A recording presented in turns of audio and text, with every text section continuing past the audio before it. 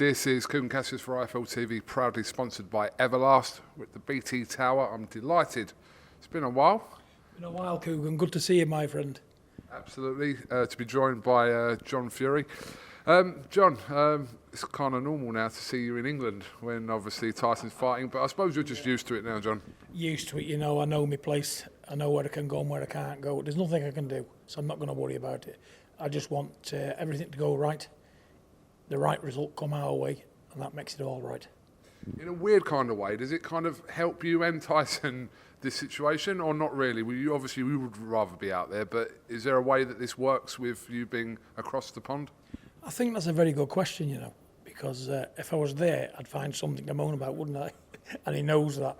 But, you know, I speak to him on FaceTime twice a day. He's really up for it.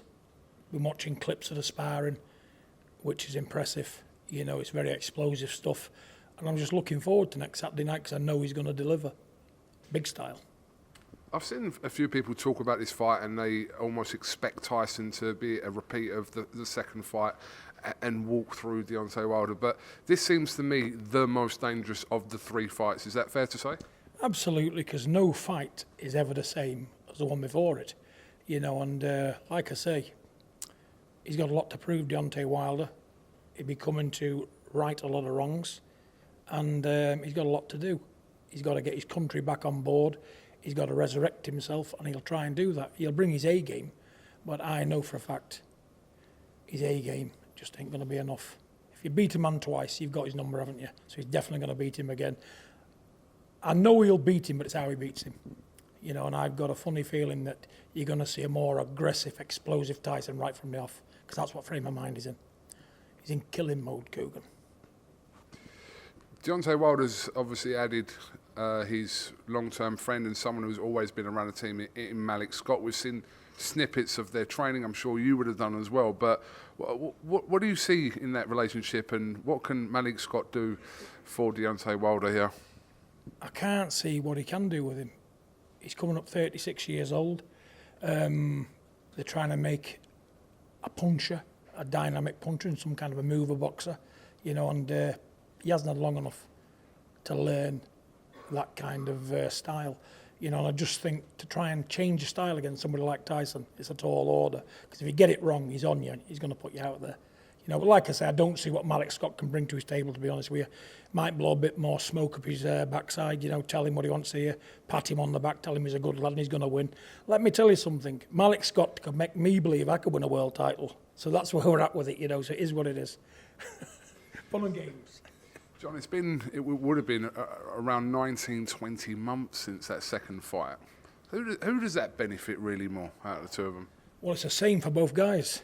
They've both been out the ring, you know, and like I say, I think Tyson has the edge because he's not had the problems that Wilder's had. He never took the beating Wilder took. He's not had his head mashed to pieces for the last 18 months. He's not had as much going on in his mind. So, yeah, he's mentally fresher, Tyson. You know, he's had a bit of a problem early on in the month when his daughter was ill, but he's put that to one side, he's flipped that switch, and he's in fight mode.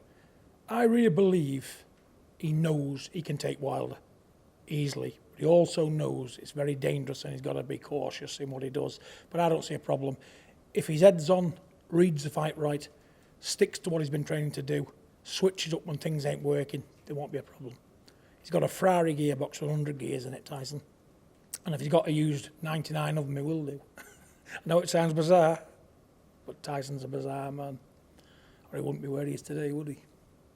Undefeated. Won everything. Champion. Unbeaten. Lineal. You name it. He's won it all. And Deontay Wilder is not going to stop the Tyson Fury ride at all. There's nobody out there to touch him. When his mind's right, KUGAN. There's not. I've watched the Usyk, watched the Joshua's, you know, child's play to what I'm seeing. Child's play. Because the people he's sparring out there are really, really good. And I think they're better than what's got the titles, to be honest with you. Let me just see. Boxing's boxing. Heavyweight stuff, anything can happen. Punches can cause a problem at any given moment. It's been seen before, down the ages. And Tyson will not be the first and not be the last, but he's expecting the big bombs. He's expecting the best Wilder. He's prepared for the best Wilder. He's prepared for a better third fight. So, yeah, let's just sit back and enjoy it. John, you mentioned there, talking about the camp and his preparation into this, you mentioned there about his daughter, obviously, when she was born, obviously not being well, and his COVID situation. It's safe to say this hasn't been the most ideal of camps. Obviously, the fight was meant to have taken place back in July as well. So all these things, are they going to mean anything or something come fight night? Absolutely not. They mean nothing come fight night, because both men will have their mind on one thing, winning. You know, and they put all the past behind them. It's about the present, where they are at that moment in time. Because it's only moments in time you've got. Forget about the past, you can't change it. Focus on the now. And that's what they'll be doing. Tyson will anyway. Can't speak for Wilder. But if he's got anything about him, he'll focus on the moment, won't he? And there's no more you can do. Things happen in life, don't they? They're still living and breathing, walking and talking. They've got to be thankful for where they're at in life. You know, but like I say, Tyson's mindset, intelligence, skill can't be equalled in this era. Not seeing it yet anyway. Not saying it because he's my son KUGAN, but everybody knows what's happening in the world today. You know, when you look at what's around and what's to beat, it's all about game plans and brains, boxing, and having a corner what can execute different plans through a fight and adjust as you're going through a fight. If you can't adjust going through a fight, you're in trouble, aren't you? You know, and that's what happened last week to poor old AJ. Not his fault, by the way. You know, an aeroplane won't drive itself. It's a magnificent bus, costs us trillions of dollars to build them in fleets, but they can't drive themselves. So what you need in your corner is a very good captain and a good pilot to drive it for you. And at the end of the day, that was your problem, I think, the corner. Amateurs. Amateur boxing, training in Sheffield ain't pro training. And you've got to go back to the old school, the old ways. You know, and they work.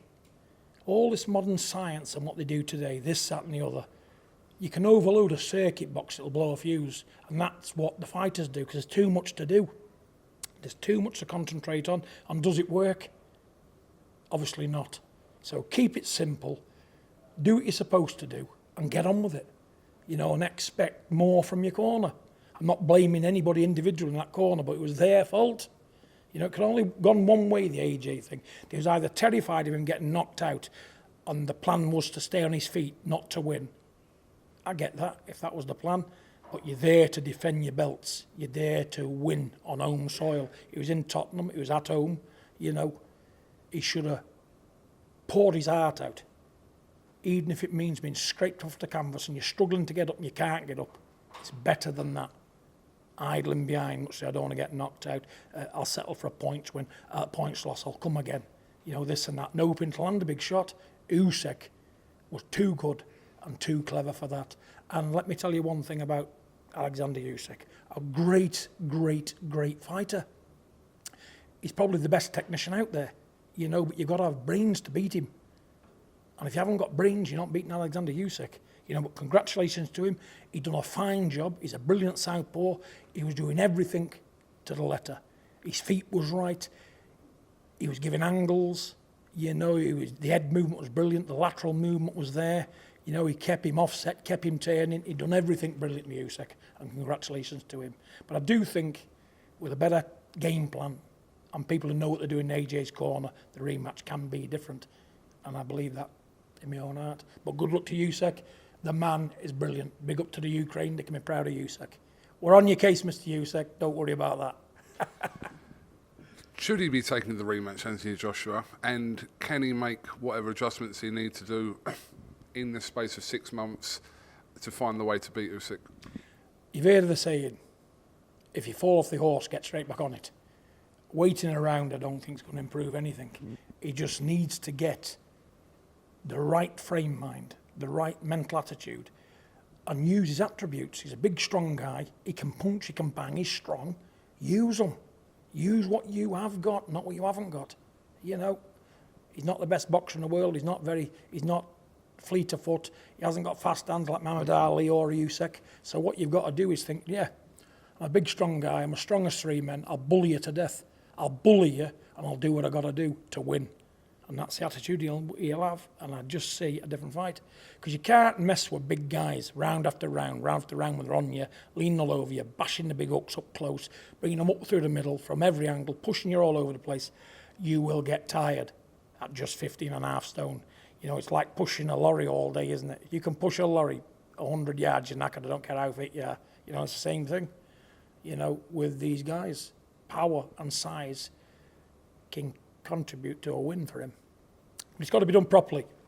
If it's not done properly, forget about it. It's got to be done with conviction and art. No art, no conviction, no plan in the world will work. No training team in the world can help you. You've got to want it yourself to go forward and do the job properly. You know, but it'd be a great fight, looking forward to it. I enjoyed that fight, edge of the seat stuff, and if you've enjoyed a fight, it's a good fight. You know, they wasn't shy of hitting one another, and Usyk was marked up.